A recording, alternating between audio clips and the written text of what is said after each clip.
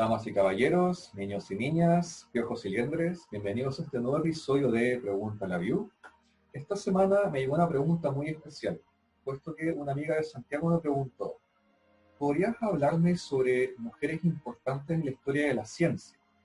Y bueno, empezamos a confeccionar una especie de top 10, que más que estar basado en la primera mujer en hacer esto, en lograr lo otro, pusimos mujeres que de verdad cambiaron la historia de la ciencia con sus inventos, descubrimientos o logros. Y justamente para hablar de este tema en profundidad, he invitado a este video a mi compañera en el mal, la señorita Vivian, justo aquí. Saluda. Hola. Y él nos va a dar un Hola. montón de información importante sobre todas estas celebridades que, por un motivo u otro, muchas veces han pasado bajo el radar de la historia. Hasta hoy, hasta este video. Así que, Vengo solamente a dar los datos rosas faranduleros. sí, porque a la gente le encanta la farándula, por supuesto. O sea, Pero es sí, que, perdónenme, pero una forma de conocer el trabajo también de un científico, un artista, de cualquier celebridad, es a través de su vida. Y su vida tiene triquiñuelas, tiene cotilleos, tiene dolores, tiene ese es el sus punto. peleas. Porque estamos Sí, hablando de entonces, personas. Y así que personas que... ¿Mm? si alguien piensa de que no saber la vida de las Kardashian no es importante, es muy importante. Va a quedar en la historia. Probablemente es algo que nadie sospecha, pero que va a pasar. Nuestra primera en este top 10, que vamos a ir por orden cronológico histórico, es Hipatia de Alejandría. Un nombre que muchas personas tal vez nunca han escuchado, pero esta mujer fue probablemente la última científica de la antigüedad y una de las más importantes.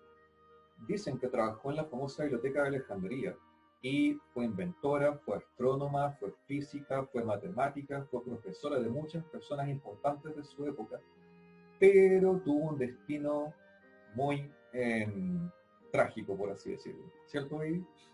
Sí, creo que es demasiado trágico.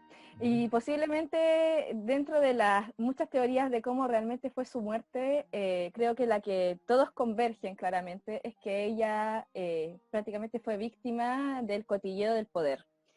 En esa época el cristianismo estaba resurgiendo, porque antes solamente estaban escondidos, y en Alejandría había muchos fanáticos religiosos que no veían con muy buenos ojos la influencia y el poder que tenía Hipatia en el poder y en la comunidad de Alejandría también, porque ella era muy, muy respetada dentro de la biblioteca. Es más, ella hasta es pionera en que las mujeres allá en Alejandría no se vistieran con la ropa protocolar que utilizaban las mujeres para trabajar en la biblioteca. Entonces ella se vestía como hombre. Dato fashion mode. Claro, o sea, Y en sus clases ella admitía a personas de todas las etnias, de todos los orígenes, de todas las religiones. Entonces su clase era multicultural, lo cual era muy avanzado en su época. demasiado, y estamos hablando que ya en esa época ella ya había hecho aportes dentro de la misma biblioteca, que lamentablemente se quemó, Ujú, pero se podría decir que ella es una de estas primeras científicas reconocidas que son un rumor histórico. ujú. Entonces, la existencia de este rumor histórico es súper importante. Hay, obviamente, ella, familia de prácticamente de gente también de mucho conocimiento científico, ella es de Teo, hija de Teo, en el que ella, ¿cómo se llama esto? Era un astrónomo, por lo que las matemáticas estaban 100% inculcadas en su casa. Ujú. Creo que también construyó un instrumento, si no me equivoco, Sí, construyó un instrumento perfeccionó el que... astrolabio, que era un instrumento de Eso, navegación. Ujú. Y una cosa yo, muy importante, yo tengo uno. Ah. que fue una de las primeras científicas en cuestionar, en su época, hablamos de 400 después de Cristo, ella fue una de las primeras personas en cuestionar el modelo geocéntrico. Ese que decía Sí, que el planeta Tierra estaba en el centro de todo, ella lo cuestionaba abiertamente, justamente porque heredó toda la filosofía de los neoplatónicos, que usaban las matemáticas para calcular los movimientos de los astros. Y claro, para ella no calzaba. mm. Ujú, Una frase que le dicen que es una frase de ella, como ujú. no sabe, tenemos registro de ella, dice, defiende tu derecho a pensar porque incluso pensar de manera errónea es mejor que no pensar. Chan. Ok, Sí, siguiente en la lista. una persona muy interesante, Anne Lovelace. Ahora, no, Ada Lovelace creo que lo escribí mal. Bueno, Sí, es Eida. Ada Lovelace. Ujú. Ahora, ¿por qué tengo este fondo de ceros y unos? Porque Ada fue prácticamente la inventora del lenguaje de programación. En una época en que las computadoras no existían y la primera calculadora era el porte de una mesa, ella fue tan visionaria que se dio cuenta que ese instrumento que era capaz de, moviendo engranajes, era capaz de hacer operaciones matemáticas básicas. Ella se dio cuenta que ese instrumento podría evolucionar a algo mucho mayor y que podría ser programado para hacer cosas. Así que ella diseñó y escribió el primer lenguaje de programación, que hablamos del año 1800 y tantos. Sin embargo, ella tuvo una historia familiar muy terrible. ¿Cierto? Es que más que terrible, yo creo que era así como... Es que lo que pasa es que ella también era parte de la aristocracia. Ujú. Entonces, como todos sabrán, es como prácticamente, no sé, es como estar cotillando de la familia Kennedy. Mm. Un poco más y era eso. Pero lo triste que tenía Aida es que su madre y su padre no tenían una muy buena relación realmente. Y ella es hija de Lord Byron, que Lord Byron se conoce que es uno de los más grandes poetas de la época victoriana de la literatura inglesa, pero tenía fama de alcohólico, mujeriego, incesto, mentiroso, era un mitómano terrible. O sea, el padre de Lord Byron murió por tuberculosis y él dijo de que su padre se había suicidado cortándose con una navaja de afeitar desde todo el Ouch. cuello.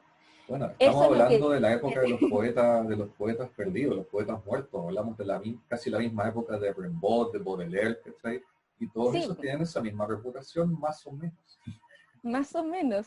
Pero bueno, el tema es que cuando Ujú. nació Aida, más encima este Lord Byron tenía un amante que era su media hermana que se llamaba Augustus, ¿ya? Ya.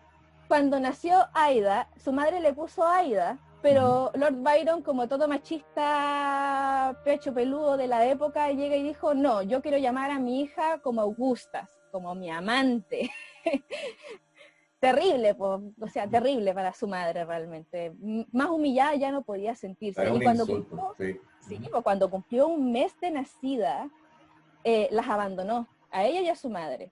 Ujú. Entonces, ¿qué dijo ella? La mamá, así como, no quiero que mi hija se vea influida por la vida de su padre. Ujú. Así que su madre, que era una gran profesora de matemática, la sumergió y la educó en un estándar tan rígido matemático. Entonces, sus conocimientos de matemáticas llegaron a ser tan grandes que llegaba a superar a maestros de escuela ahí en la época.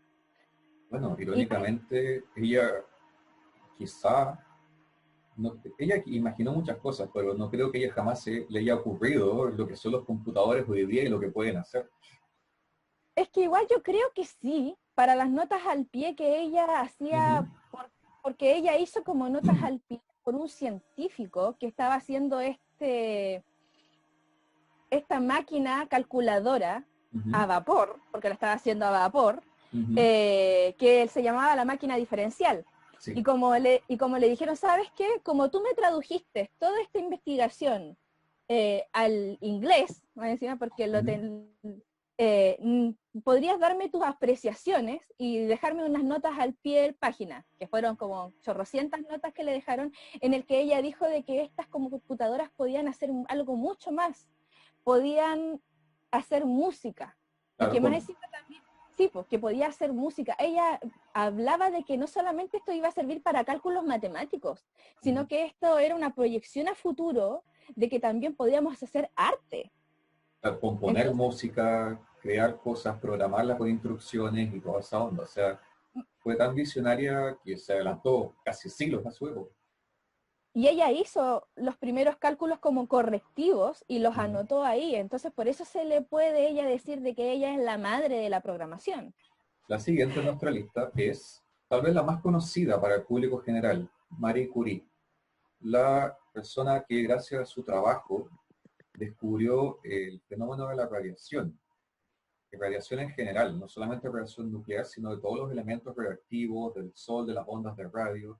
Entonces su descubrimiento se puede extrapolar a muchas cosas, desde telecomunicaciones hasta energía, hasta armas, hasta paneles solares y todo lo demás. Ahora, claro, sus descubrimientos vinieron con un precio muy alto para ella y para su vida. Bueno, Ujú, claramente un precio en el que implicaba temas de salud. ujú, Pierre Curie y Marie Curie se vieron afectados por el trabajo de la radioactividad. Yo estoy haciendo así como una suposición de que dos personas tan inteligentes como ellos sí sabían que algo estaba pasando con su salud. Ellos sabían de que se estaban jugando literalmente el cuerpo trabajando con radioactividad.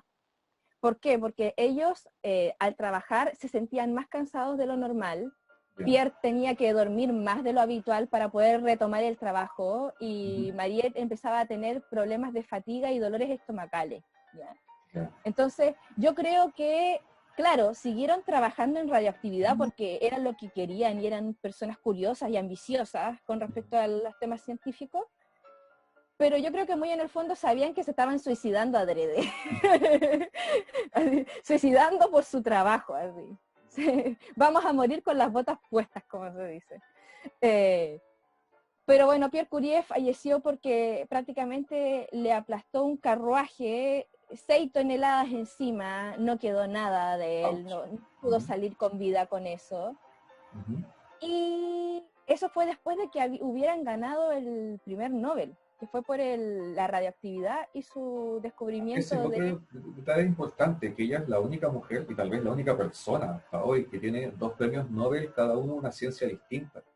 Es la primera en muchas cosas realmente. Ujú, Es la primera mujer en ganar un Nobel. ujú, Es la primera mujer en tener un puesto en la Sorbona como docente catedrática fija. Eh, es la primera mujer en estudiar una carrera de física como la primera en su clase. Salir con ya, el título como la primera en su clase y más encima la segunda en su clase de matemática porque ella tiene doble título de física y de matemática. mira. Ujú, Eh, y fue también la primera en tener 2 Nobels en la historia, ujú, en la historia. Es el primer ser humano en tener un Nobel, dos, así, ujú. 2 Nobel. Uno de física y otro de química. Y otra de química. Ahora, ¿qué es lo que, hablando de los Nobel, este cotilleo es tan bueno, es tan bueno, porque se dice de que no le querían dar el segundo Nobel, que su segundo Nobel es porque ella logró materializar y aislar 1 gramo de radio. Ese Ujú. era su descubrimiento. Y a sus 38 años más o menos que ella tenía, estaba empezando una relación con un científico que era su asistente de laboratorio al mismo tiempo, Ujú, alumno, ¿ya? Que se llamaba Paul Langevin, ujú. ¿ya? El tema es que Paul Langevin era casado, Y entonces, ella había quedado viuda hace poco también. y ella también había quedado viuda hace poco, Ujú, y empezaron a atacarla por su origen polaco y por ujú. los rumores de que ella era judía. Y, y como si fuera poco, ella tuvo que soportar una manifestación en la puerta de su casa de que ella no merecía el Nobel. ¿Por qué? Porque ella era una destruye hogares. Lo típico que se dice en las teleseries, poco, ¿eh? Sí, que fue muy polémico esta situación. El Nobel quería darle el premio, pero se dieron como, querían darse marcha atrás por el escándalo. O sea, se imaginen, ¿cómo se llama esto? Algo embarazoso de que una mujer que había destruido un matrimonio. O sea, claro, el pobre Paul no tenía nada que ver aquí, o sea, él, pero ella sí, ella había destruido el hogar. Y Mm. en todo caso se enteraron porque su señora, la esposa de Paul, descubrió las cartas con las que mantenía correspondencia con Marie y se armó el escándalo y estaba pidiendo el divorcio. Y la única Hay que manera revisar el de que celular, poco menos. Ya. un poco más Pero ¿qué pasó? Albert Einstein estaba de su parte, era un muy buen colaborador, un amigo suyo, que la admiraban, se admiraban mutuamente. Y bueno, ¿y qué podemos decir de Albert Einstein? O sea, Albert Ya tuvo que Einstein llegar él a defenderla, pues, a ese nivel. es que igual tiene sentido porque alguien que se vea manchado por un cotilleo de su vida personal y familiar, como lo que le pasó a él, pues si él prácticamente tenía una relación amorosa con su prima. Ah, ya, Y o él sea, estuvo metido en un divorcio también, súper bullado dentro de del cagüín claro, social entonces, ¿quién era científico. él para juzgarle? Claro. ¿Quién era él, po? Entonces él le dijo, ve a Estocolmo, estoy convencido que debes despreciar este alboroto, tu trabajo habla más de lo que tu vida personal debe importar en el campo científico, así que Eso, déjale el problema a las víboras. eso es un problema hasta hoy, de que la gente no sabe diferenciar entre el trabajo de una persona y su vida personal. Y muchas veces cuando un político, un ambientalista o un científico, quien sea, logra algo, no falta quien trata de echarlo para abajo solamente por sus pifias en su vida familiar o personal, lo cual no tiene nada que ver. Pero bueno, Mm. gracias a que todo salió bien, ahora toda la física nuclear moderna tuvo su base en los descubrimientos de Marie Curie, básicamente. Ya. La siguiente en la lista es alguien que tal vez no sea muy conocida, pero que sí hizo un gran cambio en la biología en general, Rosalind Franklin. Ahora, ¿qué le debemos a ella? Bueno, la estructura del ADN. Técnicamente sabemos que el ADN es una molécula en doble hélice gracias a ella, porque ella hizo nada más y nada menos que sacarle una foto a una molécula de ADN, cosa que era impensable para la época. Pero lamentablemente sus descubrimientos, a lo más Tesla con Edison, siempre estuvo peleando por la autoría de sus grandes descubrimientos. Y sé que tú En el sabes mucho caso, de eso. sí, es que a mí este es como mi personaje favorito científico en el que como que más rabia me da. Más rabia me da, porque creo que los aportes que ha hecho Rosalind Franklin fueron, o sea, fueron reconocidas actualmente, pero realmente le robaron todo su trabajo. En el Ujú. momento en el que ella empezó a trabajar con el descubrimiento, porque ella antes no hacía el ADN, ella se dedicaba a trabajar a ver la porosidad del carbono. ¿Para qué? Para poder generar herramientas para la guerra en esa Ujú. época. ¿Ya? Eh, y ella se especializó en Francia en una técnica para la fotografía, si se podría decir como una forma de rayos X particular, en cierta manera. Ujú. Entonces ella, en el campo en donde ella estaba, porque ella antes estaba en París y ella era feliz en París, Ujú. le ofrecieron trabajar en el campo del ADN. Y ella, como tenía ambiciones de hacer aportes científicos, abandonó su hermosa vida en París para irse allá a Inglaterra. Y en Inglaterra, obviamente, la discriminación de género era Claro. abismante. Eh, pero ella, a 4 años de la publicación de Watson y Crick de la estructura del ADN, Ujú.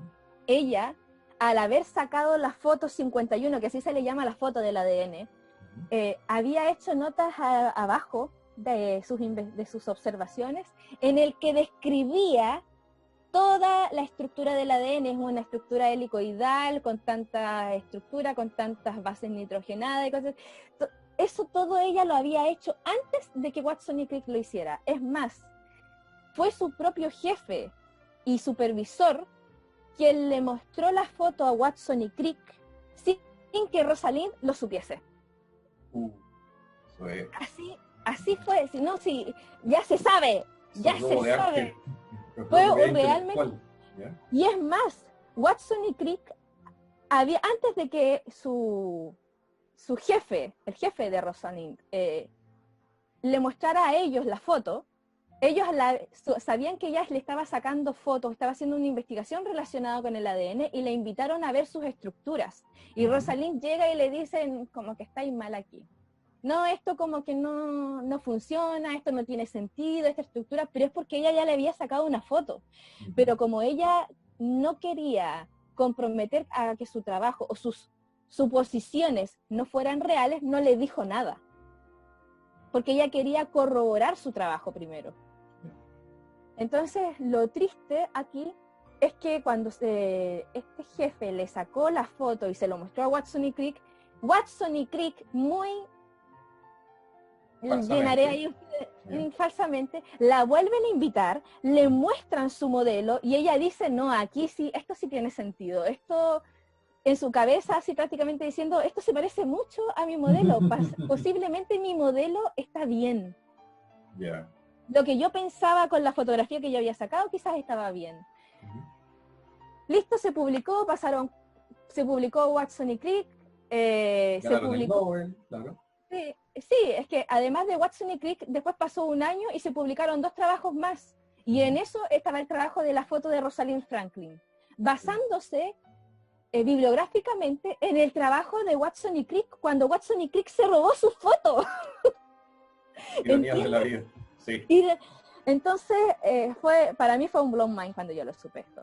¿Qué pasó después? Ella se fue, entró a otro laboratorio de microbiología y ella le sacó la foto a la estructura del ADN del virus del tabaco. Y pasó algo parecido con eso. Y pasó, es que ese es este tema, porque tomaron su foto de nuevo sin su permiso, para poder hacer la estructura del tabaco, y ellos ganaron el Nobel y ella no pudo ser reconocida tampoco su trabajo porque ella falleció antes de que esa publicación saliera a la luz. Yeah. ¿Fue esa también la primera foto de un virus alguna vez sacada? Parece que sí. Parece que sí, ella tenía, es que realmente eran muy pocos los profesionales que sabían manejar esa técnica fotográfica microscópica realmente. Y además, haciendo como una nota al pie, ¿cómo se enteraron todos de este fraude, de este plagio y el fraude en cierta manera que se generó? Crick publicó un libro antes de fallecer que se llamaba La doble hélice. Y ahí habla sobre todo el proceso que él vivió, y en ese libro difamaba a Rosalind Franklin, hablando mal de su carácter. Y era una mujer de carácter fuerte, ella no se dejaba amedrentar por nada. Hacía falta. Sí, bueno, pero pecó por inocente, claramente. Y la gente que sí conocía el trabajo de Rosalind, se dedicó a investigar, encontraron sus notas de investigación y encontraron esas notas de 4 años antes de que Watson y Crick publicaran su trabajo. Y de esa manera la ciencia incluyó dentro del trabajo de Watson y Crick a Rosalind Franklin, porque sin su fotografía, sin esa colaboración, realmente nunca hubiesen podido llegar a la estructura doble hélice que conocemos actualmente. Exacto. Todos sabían que había algo en el núcleo y que era importante y que dirigía la célula, pero nadie sabía exactamente qué o cómo funcionaba. Y gracias a ella, o cómo era, gracias a ella, ahora sabemos qué es el ADN, para qué sirve, cómo funciona, cómo se ve, por qué cambia de forma cada cierto tiempo, etc. Ok, ¿quién sigue en nuestra lista? Rachel Carson. ¿Quién fue ella? Bueno, básicamente la primera ecologista de la historia. La primera mujer que inició el ecologismo, pero ni siquiera alcanzó a verlo, si uno lo piensa bien. Bueno, yo aquí les muestro. Lo que pasa es que Rachel Carson es una bióloga, ¿ya? Pero ella, bióloga marina, sí, para ser más específico. Pero ella a los 8 años ya estaba empezando a escribir. Ella escribía cuentos en una revista, en el Saint Nicholas Magazine, y siempre sus cuentos eran relacionados con animales, o sea, ella hacía como hartas fábulas, por lo que su interés en la fauna venía desde muy pequeña. Y ella se dedicó a estudiar biología marina porque ella se enamoró del mar, de la fauna marina. Ella publicó 3 libros, 2 libros relacionados con el mar y su ecosistema, que tuvieron muy buena crítica, pero muy malas ventas. Y estamos hablando de que todo esto pasó antes de que Jacques Cousteau se hiciera famoso, de hecho. Sí, prácticamente sí. Y estamos hablando de una persona en la que ella hacía divulgación científica por medio de la literatura. Estamos haciendo, esa es la gracia que tenía Rachel Carson. Había intentado estudiar un doctorado pero se le negaron la solicitud muchas veces. Recién como en los años 1933-34, si no es que no me equivoco, le dejaron estudiar en la Universidad Johns Hopkins. Pero tuvo que abandonar porque su familia empezó a tener una crisis económica muy grande y se dispuso a trabajar. Mucha gente le pasa eso en el mundo moderno. Sí. Pero gracias a eso, ella empezó a escribir su libro, que es como su mayor trabajo reconocido actualmente, que se llama Primavera Silenciosa, que es un estudio de campo, de observación, de cómo actuaban los pesticidas en los campos agrícolas. Hasta hoy eso es un tema, el tema de los pesticidas. Hasta el día de hoy. Se demoró 4 años en salir a la luz esa publicación y fue todo una revolución, porque este libro describe, así de manera como muy literaria, lo que sucedería en Estados Unidos si hubiese una primavera sin abejas, qué es lo que sucedería con las plantas, qué es lo que pasaría con el suelo, que quedaría como desértico, seco. Entonces es como muy desolador el ambiente que se pinta, y ella menciona a los pesticidas como un factor promotor de este campo desolado de la flora y fauna que había en el planeta. Y es porque ella criticaba el uso indiscriminado. Ella no decía que se prohibieran, ella criticaba el uso indiscriminado, que esto tenía que ser controlado, porque ella mostraba un ejemplo de que las abejas con los pesticidas se veía alterado su comportamiento, se enfermaban y morían. Eso ella lo mostraba en ese libro. Entonces, para que quede claro, estamos hablando de una época en que nadie cuestionaba este tipo de cosas. A nadie se le había ocurrido que la acción industrializada humana estuviera dañando el medio ambiente, menos a una gran escala. Y ella fue la que se dio cuenta de que estas cosas podían pasar. Entonces, claro,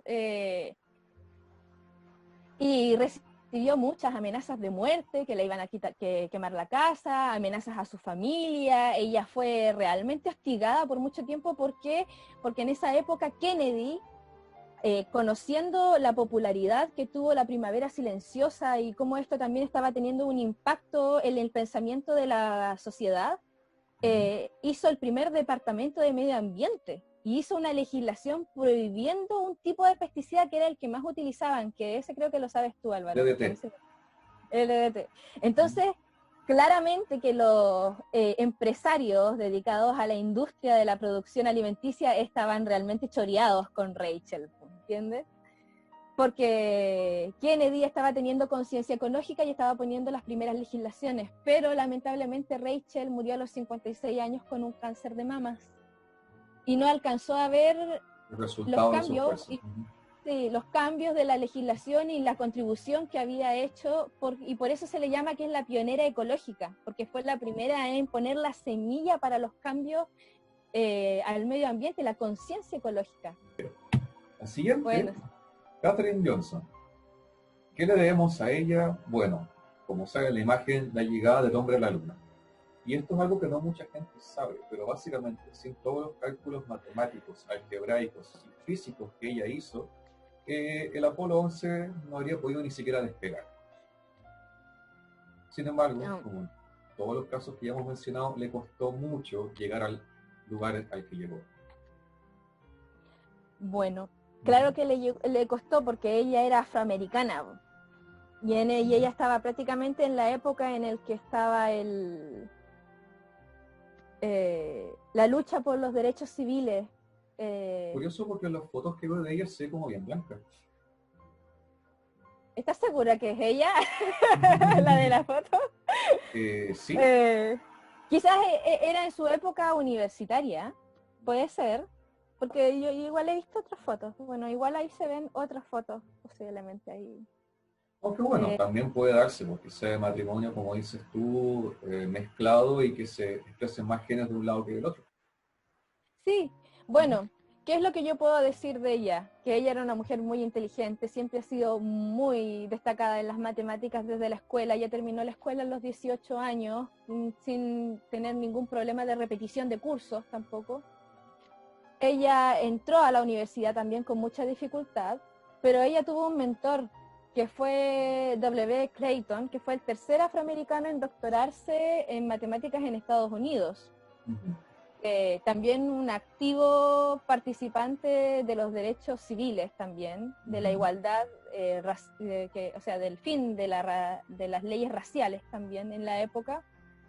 Y él animó a Catherine a dedicarse a la investigación matemática de lleno realmente. Y eso es revolucionario, que un hombre que haya visto el potencial de esta mujer la haya animado a tal punto en el que él creó una asignatura en la universidad especializada solo para ella, que esta asignatura era de geometría analítica, que el haber cursado esta asignatura fue lo que le permitió que ella tuviese una entrada a la NASA, como estas computadoras móviles, como les decían, computadoras andantes. Bueno, hay una película que yo creo que muchos conocen, que es Talentos Ocultos, que Hollywood puso ahí su vida junto con vi los trailers, sí. Sí, junto con la vida de otras 3 afroamericanas también muy destacadas de la NASA. Y ella hace poco también falleció con 101 años, pero ella asistió a la ceremonia de los Oscar para recibir el premio del mejor película. No estoy muy segura qué premio, ahora se me olvidó, la verdad, pero ella subió a recibir el Oscar junto con todo el elenco, y en la alfombra roja fue completamente ovacionada así y reconocida, porque prácticamente es una película de su vida. Y creo que lo único que puedo aportar con respecto al tema de la película versus la vida real es que tampoco el jefe era como tan comprensivo con ella, y en la historia del tema de los baños no es tan real. Es como, es otra forma más de poner un poquito más de contenido rosa y más empático a la trama hollywoodense, pero en realidad... Que a veces las películas hacen eso para simplificar ese tipo de cosas. Es que el tema racial allá dentro de las oficinas de la NASA era mucha. Y solamente el 2% de todo el departamento de la NASA estaba compuesta por mujeres, y solamente habían menos del 1% de mujeres afroamericanas. Así que era un tema de género realmente. Fue una doble dificultad para ella. Ok. Ser mujer. Siguiente. Una de mis favoritas, Lynn Margulis. Ahora, ¿qué le debemos a Lynn Margulis? Le debemos ¿Qué le debemos a ella? Un descubrimiento muy interesante para la biología, que es la teoría de la endosimbiosis. De esto yo ya hablé en un video pasado, y es la idea de que nuestras mitocondrias dentro de nuestras células no son organitos nuestros propios, sino que son otros seres, son bacterias que tienen una relación simbiótica con todas y cada una de nuestras células. Bueno, eso lo descubrió ella, pero justamente para lograr que su teoría fuera aceptada por la comunidad científica, tuvo que pasar por un montón de retos, desafíos, ridiculización, falta de fondos, etcétera, etcétera. ¿Por qué? Porque ella ya a los 42 años, y además de que también es otra mujer con un gran carácter y un fuerte sentido también de investigación, mucho realmente. Ella ya con 42 años ya se había divorciado 2 veces. Para la época, una mujer divorciada no era muy bien vista realmente. La primera del astrónomo Carl Sagan. O sea... ese fue el otro gran punto. Ella durante mucho tiempo estuvo a la sombra de Carl Sagan. Porque Carl Sagan era como, el gran animador, el rostro de la serie Cosmos, el que te habla del espacio y el infinito, de la física. Entonces, también le costó eso, como salirse de esa sombra y ser valorada por su propio trabajo. Sí, bueno, y su segundo matrimonio, que también fue un fracaso y se divorciaron, fue con el químico Thomas Margulis, que es con quien al final se quedó con su apellido después en sus investigaciones posteriores. Bueno, ¿qué podemos decir de ella? Con su teoría de la endosimbiosis fue completamente revolucionaria porque ella se fue en contra del postulado que había en la época, en el que O sea, prácticamente todo era competitivo en la naturaleza, claro. todo era progresista. Yo creo que tú una vez, cuando lo estábamos conversando, tú lo mencionabas también, pues, Álvaro, Lo que pasa es de que que Darwin cuando elaboró su teoría de la evolución, también metió muchos principios de economía, hablando de la competencia, la sobrevivencia del más fuerte, y que en el fondo era la selección natural motivada por esta competencia entre especies la que, la que impulsaba la evolución. O sea, la evolución era para sobrevivir al ambiente por un lado y a la competencia por el otro. Entonces que llegue alguien y me diga, no, pero también se para evolución en el sentido opuesto, que dos especies se unan en una especie nueva, era como, cooperación, yo creo que eso ujú. es lo que más le dolió, y más, la palabra cooperación.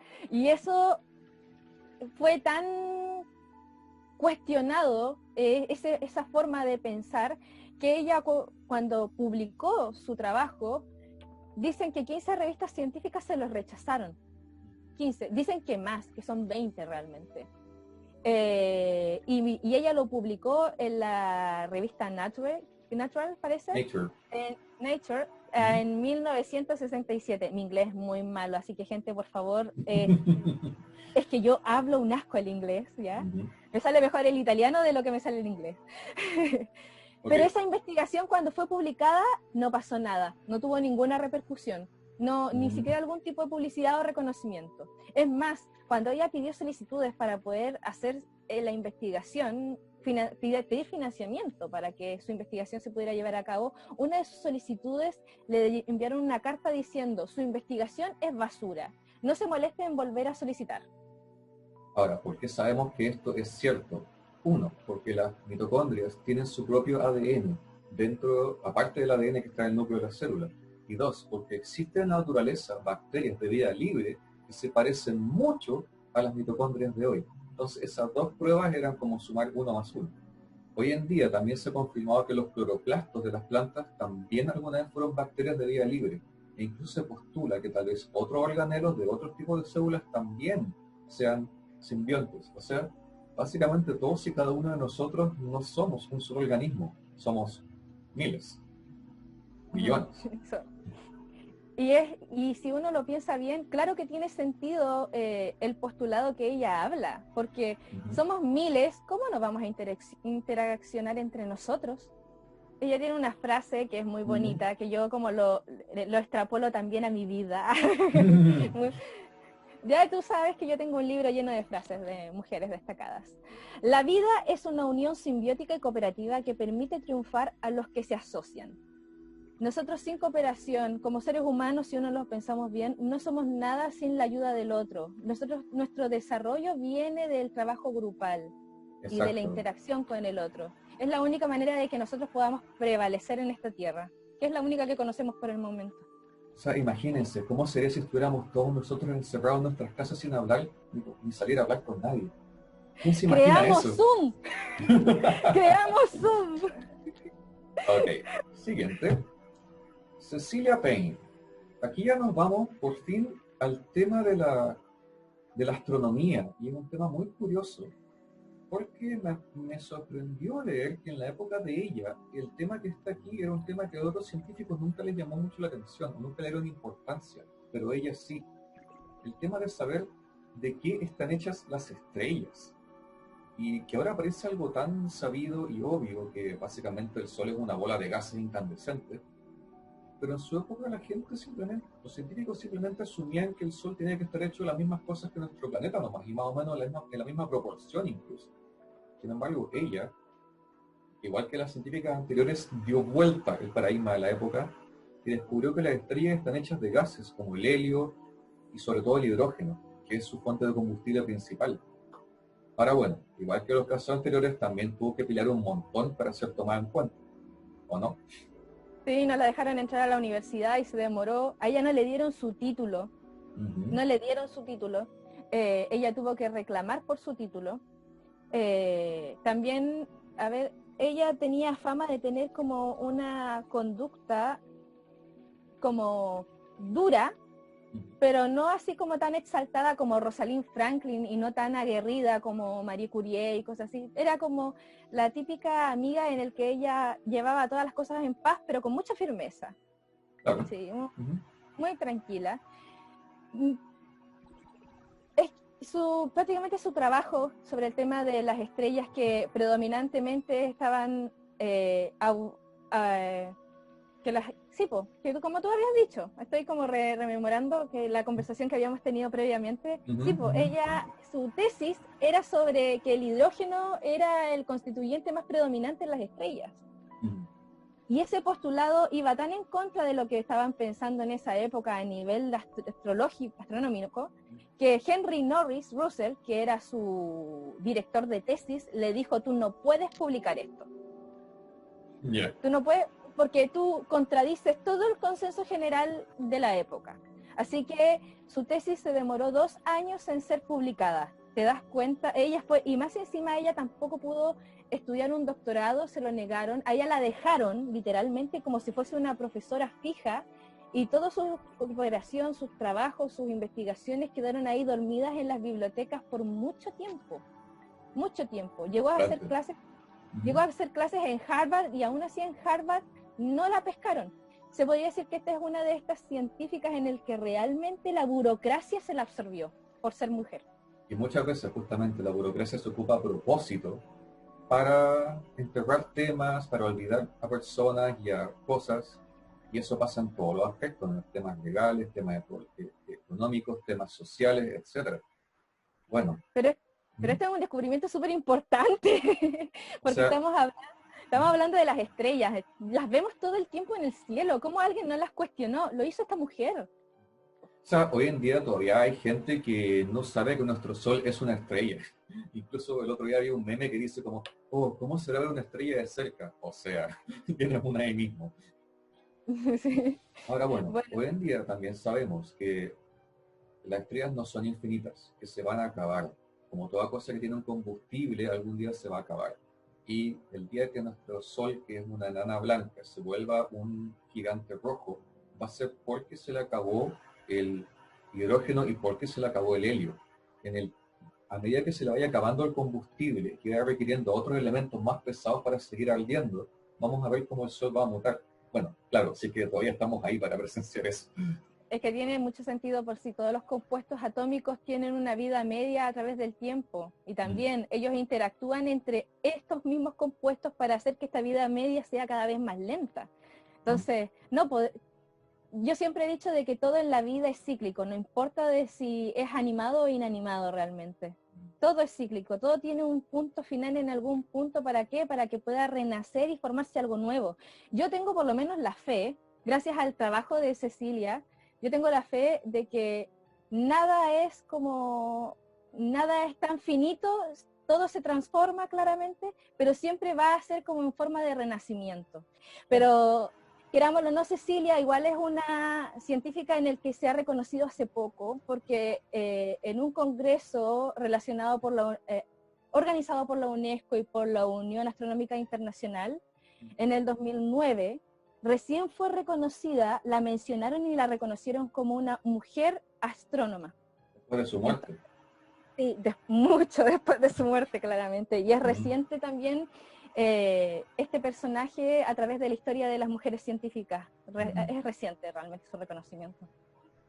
Y bueno, es una historia más o menos parecida a la siguiente. Jane Goodall, que fue alguien que también básicamente removió las bases de su época y que básicamente tiró un paradigma para cambiar nuestra mentalidad completamente. O sea, cualquiera que tenga un gato o un perro sabe que los animales tienen sentimientos, que tienen personalidad, que tienen emociones y todo eso. Sin embargo, hasta hace relativamente poco, todavía nosotros teníamos esa enfermiza tendencia a trazar una línea entre animales y seres humanos y ver a los animales como seres sin emociones, sin carácter, sin personalidad, sin inteligencia siquiera. Bueno, Jane Goodall aplicó técnicas de psicología y de comportamiento en los simios y monos que se ven allí y demostró exactamente lo contrario, y lo demostró con pruebas. Sin embargo, yo creo que de todas ellas, todas las que hemos mencionado, esta fue quizá la más valiente, porque las cosas que hizo para lograr su descubrimiento, yo creo que poca gente se atrevería, ¿o no? Bueno, Ujú. yo creo que esta como es una de las más actuales, la más reconocida. Hay muchos videos en YouTube La viva, de también. hecho. Ujú. Está viva, sí. Ujú. Todavía está haciendo divulgación científica con respecto a su trabajo. También hace también charlas, también TED de tipo de motivacionales también hace eso, Ujú. porque ella cree mucho en la renovación científica juvenil, también el aporte juvenil también en la ciencia. Entonces ella trata de estimular eso, por eso hace charlas motivacionales, es maravillosa realmente. Eh, pero lo que más hay que destacar es que Jane se crió en una familia sin restricciones, yo creo, para poder utilizar su imaginación, su mente. Ella siempre soñó con viajar a África, siempre soñó pasar tiempo con los animales, siempre ha tenido un don para también relacionarse con los animales, así. Y ella, cuando le dijeron de que ella podía estudiar zoología, y ella quería volar a Tanzania para poder trabajar con chimpancés, le dijeron, pero tú eres mujer. De verdad que le dijeron eso, pero tú eres mujer, ¿cómo lo vas a hacer? Tú te tienes que ensuciar, tú tienes que tirar al suelo, tú tienes que hacer una pega en el que como que una mujer solamente duraría 4 años y después se devuelve a la ciudad. ¿Cómo se te ocurre meterte a la selva? O sea. Sí, fue bastante cuestionada, pero como ella tuvo una crianza en el que su madre siempre la alentó a hacer lo que ella quisiera hacer, Ujú. ella siempre menciona de que la influencia de su madre es súper importante. Ella siempre siguió trabajando con ellos. Es más, ella relata, creo que en una entrevista, de que ella fundó, como para ella misma, y en una de las reservas donde había muchos chimpancés, el Club de la Banana. Entonces, cada vez que llegaba un chimpancé nuevo, Ujú. ella decía de que llegó alguien nuevo al club. Ya. Entonces, los chimpancés empezó ella a sentarse en ¿cómo se llama esto? En el pasto, porque los chimpancés son súper desconfiados. Ya. Eso es algo rico que hace ella. Ella habla con ellos o Se comunica con cuenta, ellos. Ujú. sí, ni más encima narra también sus experiencias de campo, como si ella estuviese hablando o estuviese contando una historia de un amigo. Mm. Ella habla de los chimpancés como si estuviese hablando así como, oh, es que al Juanito le pasó esto la semana pasada. Ella hace eso. O sea, hoy en día sabemos que los monos y los simios, más bien los simios, más los chimpancés y los gorilas, tienen su propio lenguaje. Tienen sonidos, tienen gestos, tienen expresiones, tienen señas, y eso se puede aprender. O sea, hoy en día sabemos que, por ejemplo, una sonrisa para un chimpancé significa una señal de peligro. Entonces, si tú le sonríes a un chimpancé, de fondo estás diciendo, weón, corre bien el leopardo. Y todo eso se sabe ahora recién. Bueno, ella fue la que en las observaciones de los chimpancés, ella dijo que los chimpancés no eran vegetarianos. Son omnívoros, de hecho. Sí, sí, Ujú. pero ella lo observó y ella lo descubrió, se puede decir. Ujú. También ella había salvado a un chimpancé, creo que había sido víctima de una caza indiscriminada, estaba herido, y ella lo sanó. Y cuando lo devolvió a la vida salvaje, el chimpancé, antes de irse, se devolvió y la abrazó, le hizo cariño en la cara, como diciéndole gracias, y se fue, así.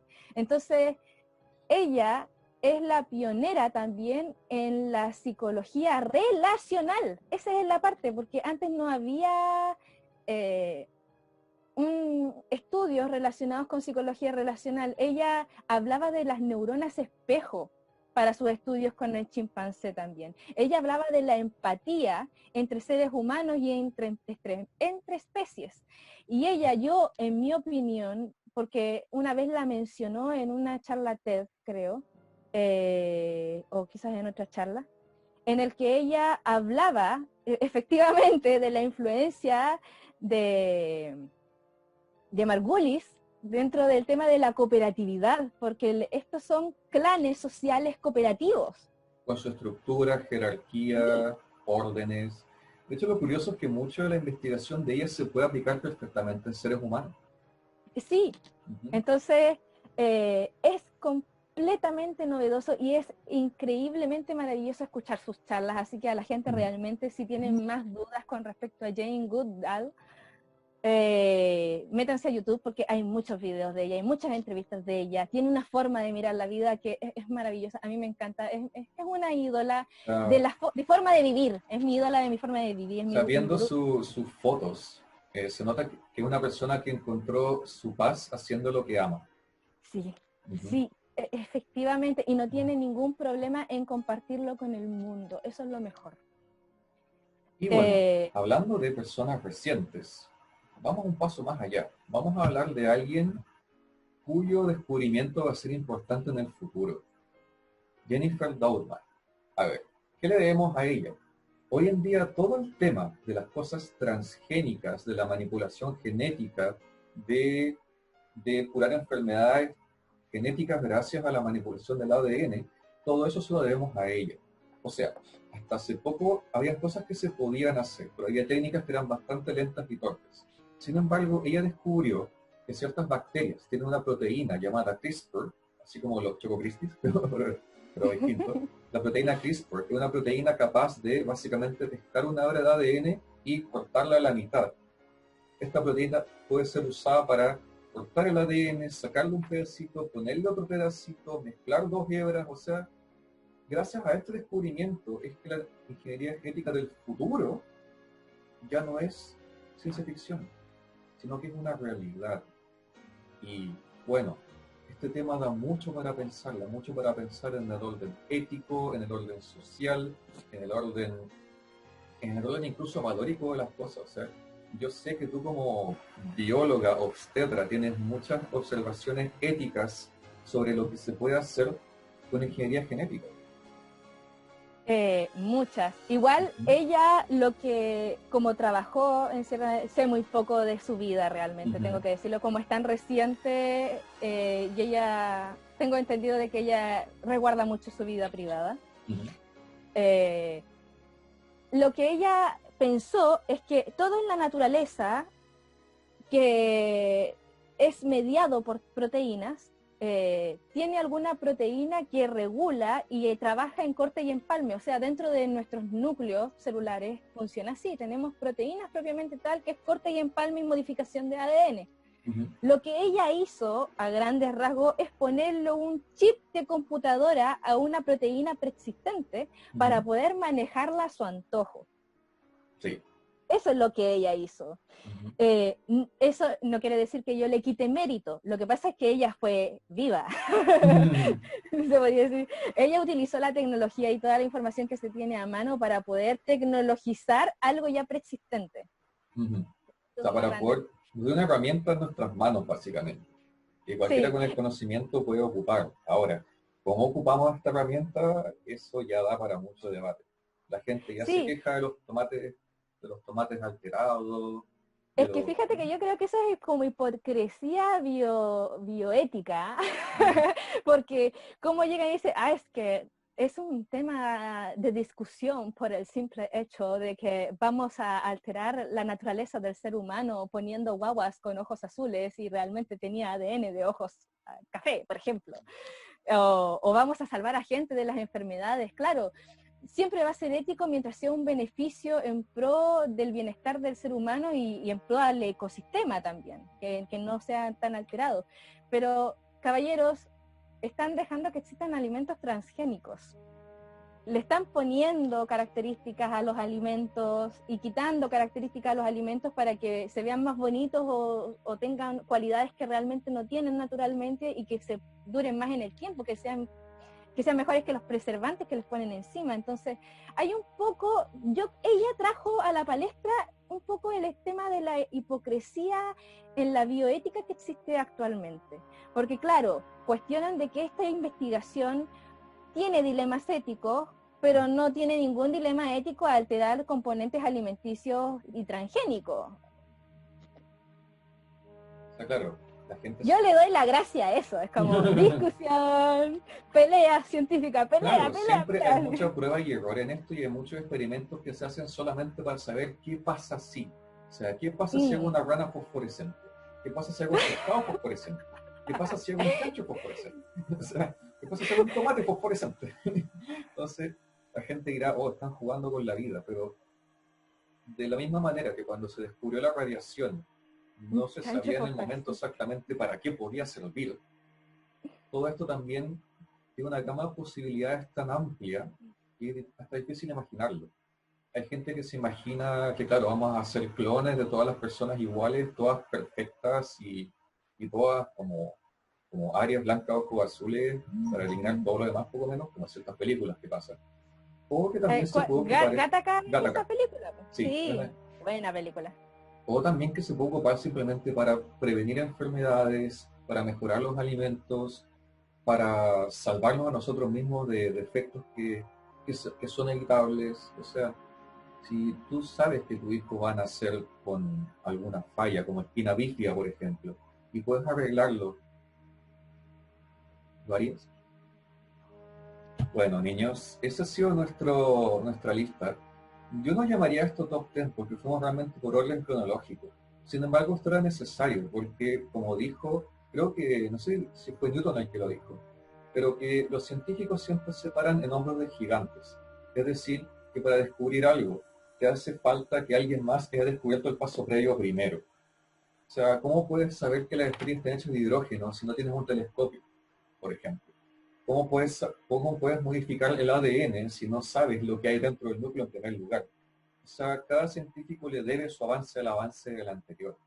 Y como pueden ver, las ciencias son muy amplias, pero de una forma u otra siempre terminan relacionándose y conectándose, porque nuestro mundo es una sola gran cosa. Ahora, desafíos de ahora en adelante, bueno, todavía falta una teoría que unifique la mecánica cuántica con la relatividad. Es decir, una teoría que conecte todo el azar de los átomos con la mecánica pura del movimiento de los planetas. Todavía no se sabe cómo esas dos cosas pueden conectarse. O lo que Mira, hablamos recién. el que lo haga, que lo redacte en prosa y se Ujú. gana todos los Nobel. Ojalá que todas esas investigaciones puedan llevarse a cabo. Son las grandes dudas que tenemos actualmente en el mundo moderno. Pero también luchemos y seamos partícipes nosotros al estar divulgando también esta información y que ustedes también lo estén escuchando, ser conscientes de que luchar también por la equidad de género significa también traer desarrollos para la ciencia, traer desarrollos para nuestros estilos de vida, hacer cambios sobre la forma en cómo nosotros miramos la realidad también, que es súper importante. O sea, Eh, hoy Nos han en... privado Ujú. de nuestras facultades de pensamiento por ideas que son retrógradas y machistas, y que no tienen ninguna justificación más que solamente limitar poder. O sea, ¿cuánto talento perdido habrá habido en la historia solamente por Sí, eso? Ujú. sí, y posiblemente pudimos haber desarrollado ideas y postulados mucho más rápido si esto hubiese sido de manera equitativa. Gracias a Dios esto ya está cambiando, todavía queda mucho por hacer. La educación en la mujer todavía está centrada en una educación prácticamente oficinista y sin ninguna, Estereotipada. demasiado Ujú. realmente.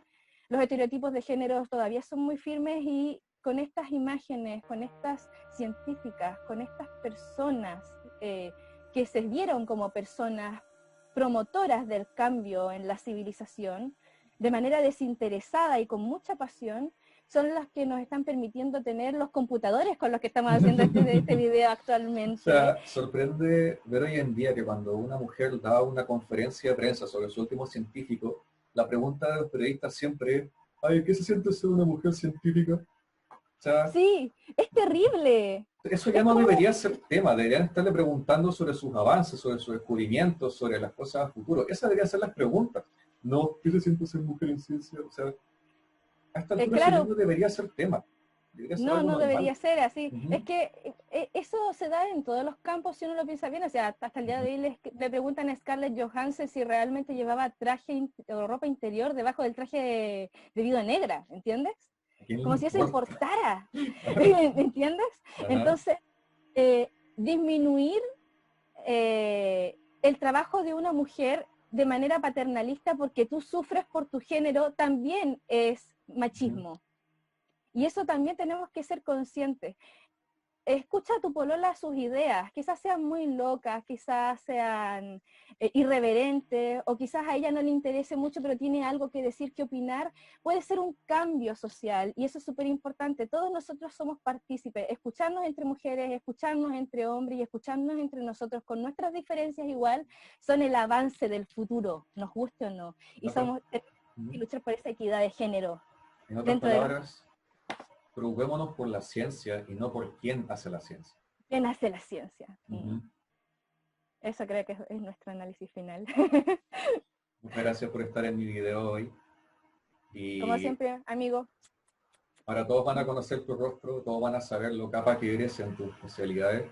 Y oye, ojalá tú hagas también tu propio canal o tu propio blog o tu propio espacio, porque tú tienes un montón de conocimiento que compartir.